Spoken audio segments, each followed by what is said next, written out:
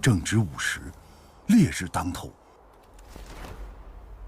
待仵作向婴儿尸首泼洒糟醋后，宋简撑起红油伞。早在唐代，便有人发现红油伞遮日能使尸体伤痕清晰显现。到了南宋末年，宋词更是将这种方法编写进《洗冤集录》，为后世检验所用。古代的雨伞大多是纸上浸染红油制成，太阳照射伞面，部分色光被吸收，透过的红外、紫外光线照射在尸表或骨骼上，可以辅助辨别生前伤痕。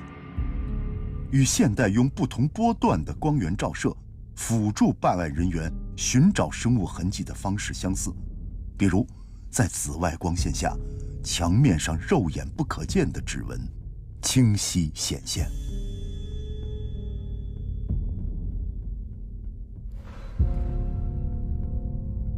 几番查验，宋简在婴儿脚踝处并未发现伤痕，排除倒蹄入水的可能。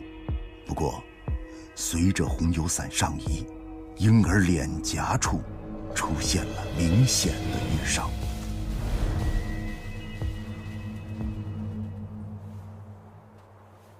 翻转婴儿尸体，后颈部同样存在大片青紫。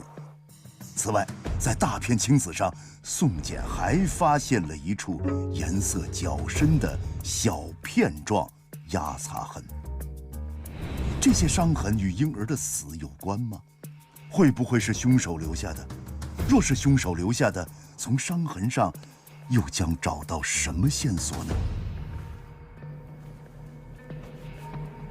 通过观察伤痕形态，宋简推测婴儿脸颊和后颈部的大片青紫符合手掌扼压形成。深色小片状压擦痕正好与戒指形态吻合。手型较小，手戴戒指，